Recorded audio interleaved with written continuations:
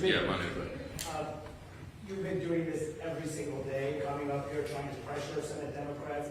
They've been not budging. They blocked this bill time and time again. So at what point, for the good of the country, do you need to change your strategy to try to negotiate a deal with Democrats? It's a great question. Manu asked, why don't I change my strategy? I don't have any strategy, Manu. I'm doing the right thing, the clearly obvious thing, the traditional thing. That's exactly what Chuck Schumer voted for in March this year and gave impassioned speeches was the right and only thing. I don't have anything to negotiate. I'll say this again to everyone here. We did not load up the temporary funding bill with any Republican priorities or partisan priorities at all. I don't have anything that I can take off of that document to make it more palatable for them. So all I am able to do is come to this microphone every day, look right into the camera and plead with the American people, as Chairwoman McClain said, to call your Senate Democrats and ask them to do the right thing. We're not playing games. They're playing a game. We're not. The strategy is to do the right and obvious thing and keep the government moving for the people. But why not move closer to their position? Their position is this, Manu. Their position is they want to spend $1.5 trillion in your tax dollars to fund nonsense overseas. They want to give $200 billion to illegal aliens. We are not going to do that. We're not going to do it. The American people don't want us to do it. And they're using this for partisan political purposes to give themselves cover. They don't want the Marxists to kick. Chuck Schumer doesn't want to get a Marxist candidate challenge, AOC or someone else.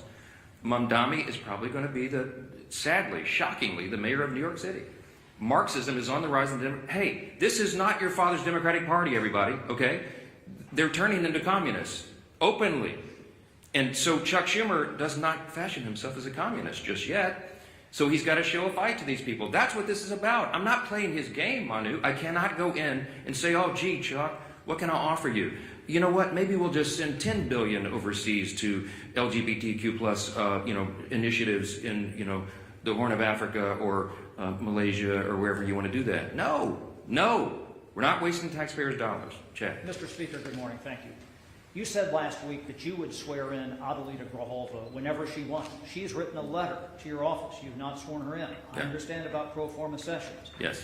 Doesn't your resistance to not swear her in add fuel to the fire that this is about the Epstein files? No. Let's talk about Grijalva and Epstein. Okay. Once more for everybody. Everybody in Congress, I think, is for maximum transparency of the Epstein files. That is underway right now. Let me point out before I go further, all of the files were in the possession of the Biden-Harris Department of Justice for 4 years. Every single thing that we're talking about right now was in their sole possession. They could have released it. They could have done anything. Ro Khanna, all the Democrats who are jumping up and down making noise about this, didn't say a peep about it for 4 years. I don't know why, but this is another partisan manufactured thing. Is it a serious problem? Yes. I've sat with the victims. Some of the ladies who bravely have come forward and talked about the horrors that they sustained because of traffickers on Epstein Island and all the things he was involved in. Everybody involved in that should have the full weight of justice descend upon their head. And we're all for that.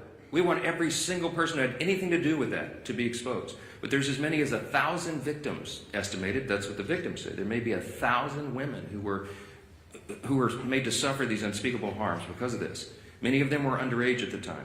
They have not all chosen to come forward like some of these other brave women have for obvious reasons. And we have to make sure that when the files are released, their names are redacted so they don't suffer further harm. We have a duty and a responsibility. You can't just wave a wand and just, open the floodgates. You have to make sure that the victims don't suffer additional harms. That's all we've said. Let's make sure it's done the right way. That's underway, by the way. The House Oversight Committee asked the Democrats and Republicans on that committee who are working on that vigorously.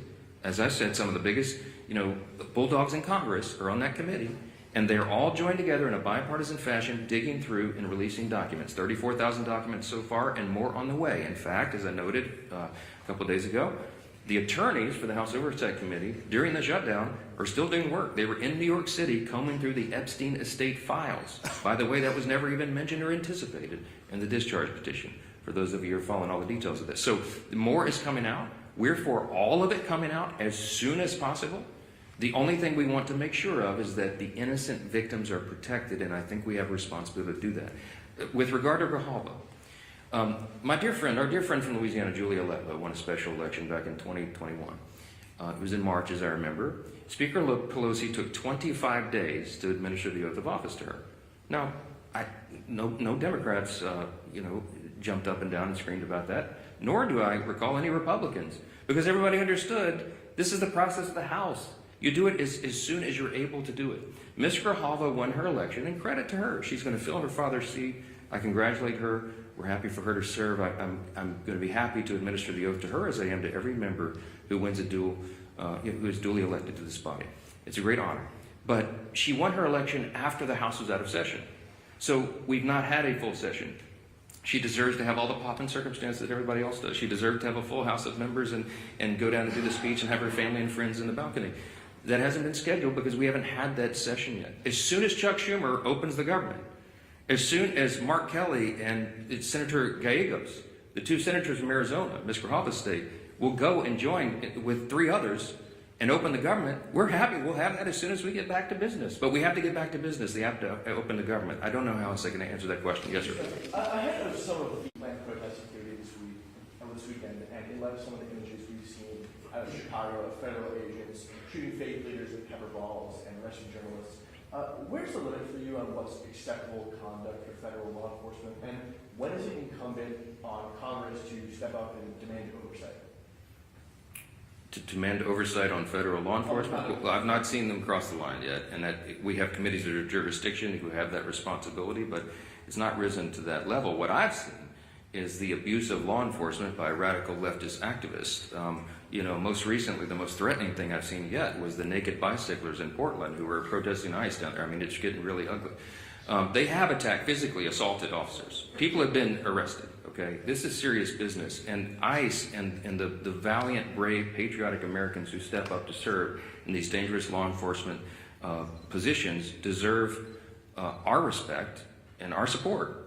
And any elected member of this body should be vocally supporting law enforcement. You're supposed to be on the side of the good, not the crazy radicals. I was a First Amendment lawyer.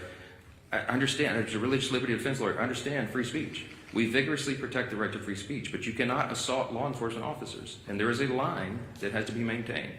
It's not risen to the level of Congress yet, but we're watching that closely. And the Republican Party stands for law enforcement. That's what we're going to be. Yes, sir. Yes, sir. Yes. What would you say to those who question the legality of the administration repurposing some of those funds to pay military members? Look, my understanding of this is they have every right to move the funds around, duly appropriated dollars from Congress to the Department of Defense. There were some R&D accounts that had not been spent, and that's my understanding is that's the money that's being used to pay the troops right now. If the Democrats want to go to court and challenge troops being paid, bring it, okay? I'm grateful for a commander-in-chief who understands the priorities of the country, the necessity of national defense, and the urgency that we all feel and have voted for 8 times. Republicans have voted in Congress 8 times now between House and Senate to fund the troops and pay federal workers in all these essential jobs and agencies because we understand the necessity of that. Meanwhile, the Democrats voted 8 times to block their paychecks. I'm grateful we have a president who is willing to step up and do the right thing. Thank you all so much.